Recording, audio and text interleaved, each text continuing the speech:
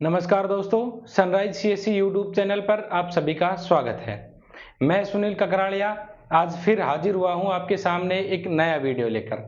आज इस वीडियो में हम चर्चा करेंगे परिवार पहचान पत्र के पोर्टल पर फैमिली आईडी अलग करते समय क्या क्या प्रॉब्लम आ रही हैं और साथ ही में पोर्टल पर क्या नए बदलाव आए हैं। यदि आप फैमिली आईडी अलग नहीं कर पा रहे हैं तो किस अल्टरनेट ऑप्शन को यूज करके आप फैमिली आईडी को अलग कर सकते हैं। तो आज का ये पूरा वीडियो इन्हीं सब मुद्दों पर रहेगा। तो शुरुआत करते हैं हम वीडियो की। सबसे पहले हम बात करते हैं प्रोसेस में क्या बदलाव आया है। साथ ही में जो प्रोसेस में बदलाव आया है, आप फैमिली आईडी अलग करेंगे उस समय पे जो आपके एरर हैं उनको भी साथ में सोल्व करते चलेंगे।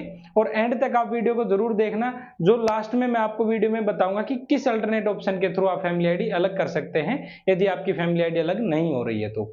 सबसे पहले हम बात करें तो सबसे बड़ा जो बदलाव आया है वो बदलाव है, सबसे पहले जब फैमिली आईडी अलग करने का पोर्टल सुचारू रूप से शुरू हुआ उस समय यह ऑप्शन केवल सीएससी लॉगिन में ही अवेलेबल था, लेकिन अभी इस ऑप्शन को सिटीजन लॉगिन में भी उपलब्ध करा दिया गया है।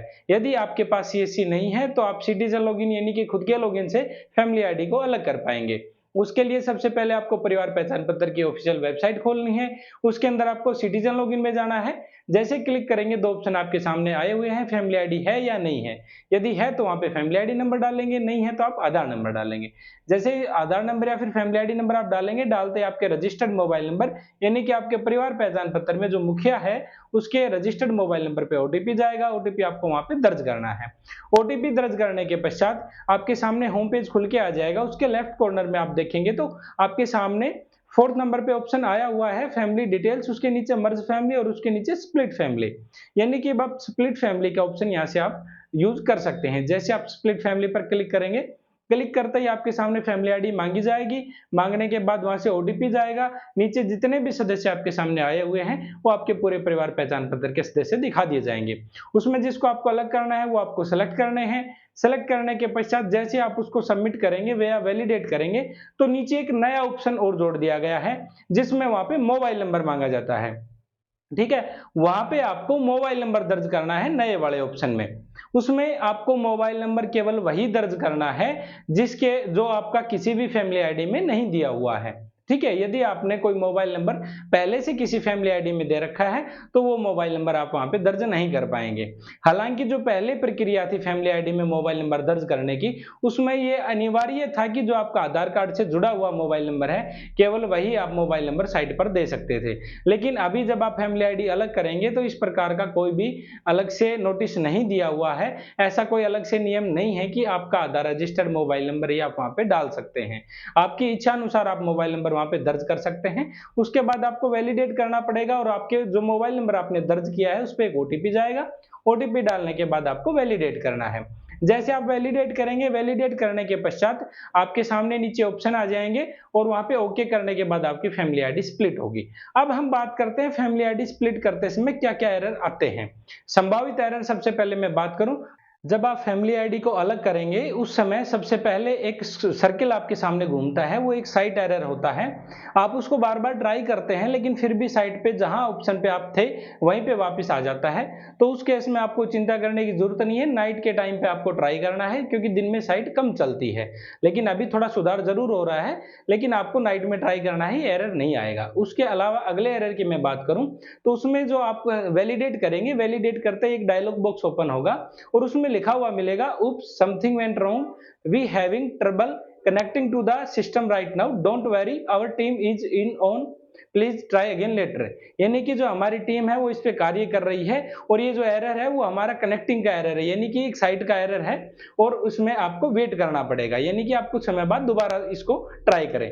यानी कि ये भी एक साइट का एरर है, इसमें ऐसा कुछ नहीं कि आपकी फैमिली आईडी में आ गया और किसी में नहीं आया। कई बार क्या होता है सेम टाइम पे आप किसी और फैमिली आईडी को अलग करते हैं तो उसमें एरर नहीं आता है, लेकिन किसी दूसरी फैमिली आईडी को अलग करते हैं तो एरर आ जाता है। तो ऐसा कोई समस्या नहीं है कि आपकी फैमिली आईडी में कोई दिक्कत है, ये केवल एक साइट का एरर है। अब हम बात करें अगले एरर की, तो ये जो एरर है कई बार क्या होता है एक स्टेप जाने के बाद दूसरे स्टेप पे हम आते हैं। मान लो आपने वैलिडेट तो कर दिया लेकिन जब फाइनल सबमिट आप करते हैं तो उस टाइम पे भी सेम यही एरर आ जाता है। दोनों एरर बिल्कुल बराबर हैं। उसके बाद अगले एरर की मैं बात करूं, कई कंडीशंस में क्या होता है कि कैंडिडेट जब फैमिली आईडी अलग करता है तो केवल एक सदस्य को ही चुन लेता है अलग करने के लिए। तो उस केस में एरर हमारे सामने आता है single member family is not allowed.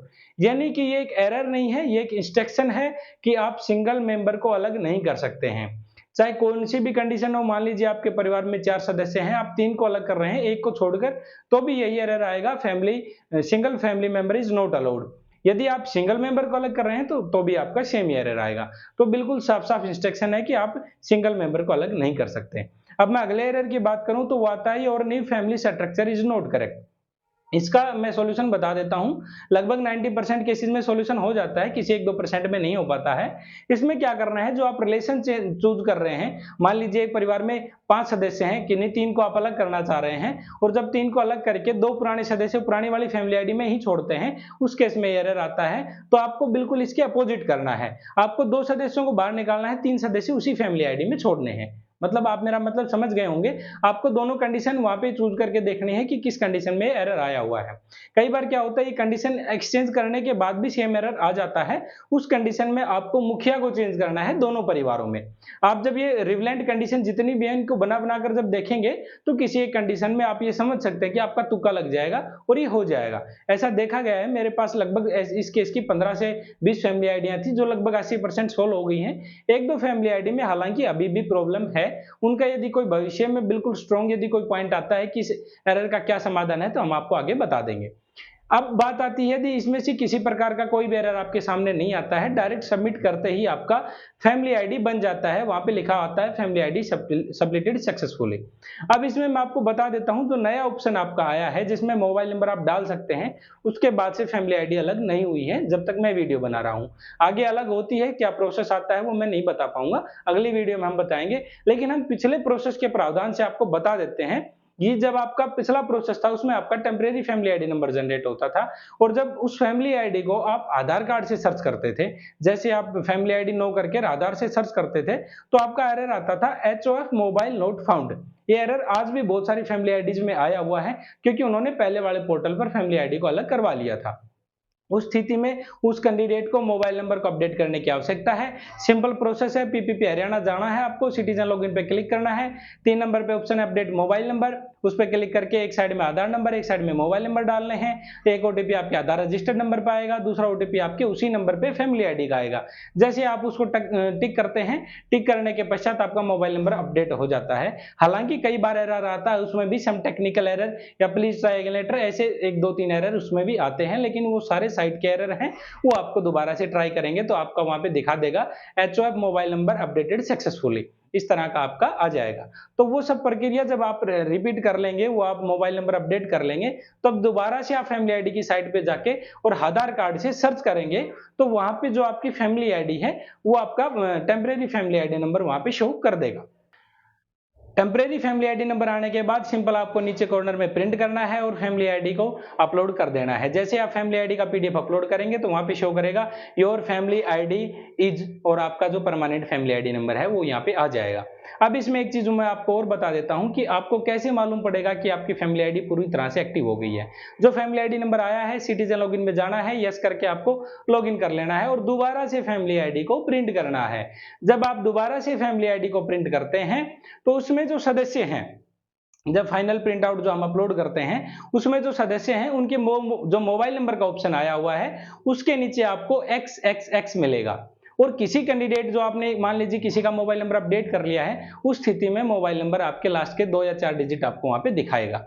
यदि सभी के मोबाइल नंबर के लास्ट के डिजिट दिखा रहा है तो इसका मतलब आपकी फैमिली आईडी अपडेट है। यदि किसी एक सदस्य के मोबाइल नंबर वहां पर है और अन्य जो सदस्य हैं उनमें XX यदि आया हुआ है, तो इसका मतलब ये हुआ कि आपकी फैमिली आईडी अपडेट नहीं हुई है।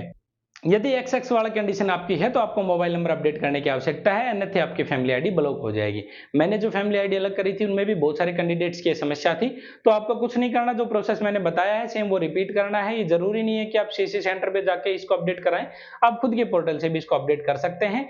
रही बात नाइट में जो साइट चलती है, तो नाइट में CC सेंटर वाला अपडेट नहीं कर पाता है क्योंकि उसको मोबाइल नंबर पे OTP लेने में दिक्कत होती है, 2 से 3 OTP आते हैं। तो जब भी आपका समय हो, आपके पास मोबाइल नंबर अपडेट करने के लिए OTP अवेलेबल हो, उस टाइम पे आप अपने मोबाइल नंबर अपने खुद के लॉगिन से अपडेट कर सकते हैं।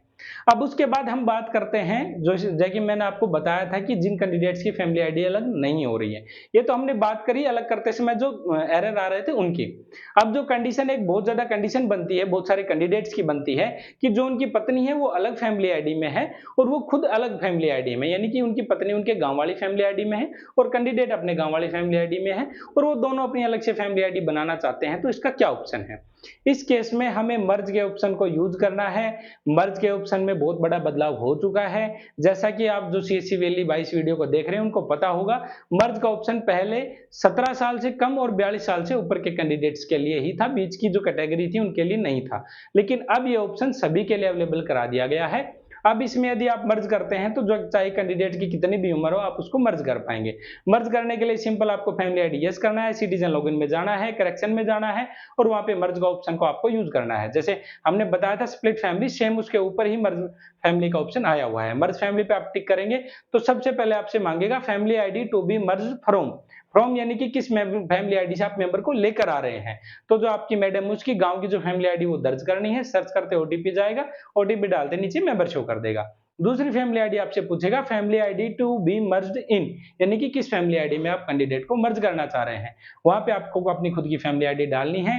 नीचे दोनों परिवार के सदस्य दिखा देगा, जिस कैंडिडेट को आप मर्ज करना चाह रहे हैं उसको सेलेक्ट करेंगे, उसका ओटीपी जाएगा, एक एरो का ऑप्शन बीच में आया हुआ है, उस एरो पे आप क्लिक करते ही वो कैंडिडेट नीचे लिस्ट में शो हो जाएगा।